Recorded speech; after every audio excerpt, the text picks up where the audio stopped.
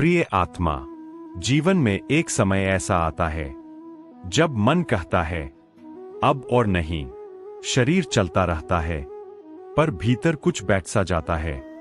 उसी क्षण श्री कृष्ण कहते हैं, जब मन थक जाए तब रुकना हार नहीं, तैयारी होती है।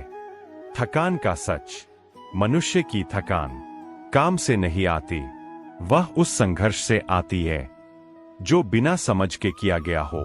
हम दिन रात दौड़ते हैं पर दिशा स्पष्ट नहीं होती, और जब परिणाम देर से आता है तो मन स्वयं पर ही क्रोधित हो जाता है।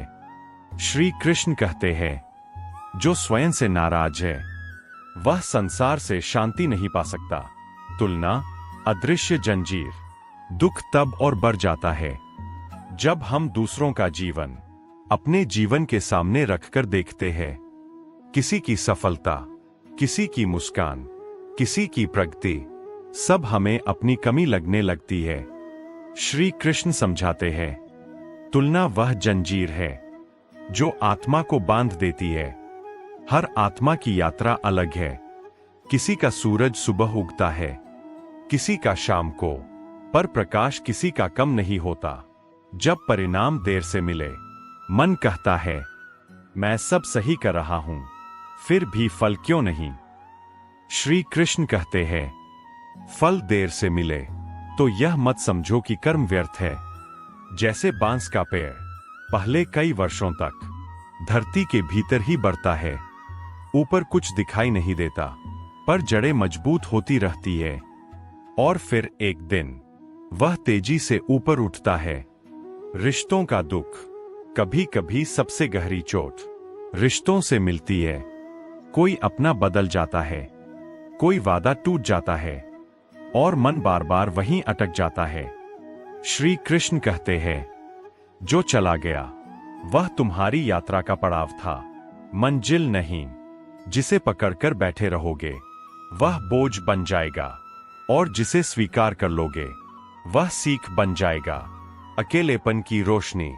जब जीवन में सब आवाजें शांत हो जाती है तब मन डर जाता है, पर श्री कृष्ण कहते हैं, मौन से मत डरो, वही आत्मा बोलती है। अकेलापन वह दर्पण है जिसमें व्यक्ति पहली बार अपने सत्य को देखता है। अतीत की कैद। मन बार बार पूछता है, कहाँ गलती हुई, अगर ऐसा न करता तो। श्री कृष्ण समझाते हैं, अतीत से सीख लो पर वही घर मत बना लो। जो पीछे ही देखता रहेगा वह आगे का रास्ता नहीं देख पाएगा। धैर्य, छुपी हुई शक्ति। धैर्य का अर्थ यह नहीं कि दर्द नहीं हो रहा, धैर्य का अर्थ है दर्द के बावजूद कर्म करते रहना। जैसे नदी पत्थरों से टकराती है पर बहना नहीं छोड़ती। स्वयं पर संदेह। दुख का सबसे खतरनाक रूप यह नहीं कि वह रुलाता है, बल्कि यह कि वह आत्मविश्वास को खा जाता है। श्री कृष्ण कहते हैं, संदेह भीतर बैठ जाए तो बाहरी विजय भी हार लगती है। अपने भीतर की शक्ति को याद करो, वह कभी खत्म नहीं होती, केवल ढकी रहती है। दुख का अंतिम अर्थ। दुख कोई शाप नहीं, यह एक प्रक्रिया है। जैसे सोना आग में तपकर और शुद्ध हो जाता है। श्री कृष्ण कहते हैं, दुख यह तय करता है कि तुम कड़वे बनोगे या समझदार।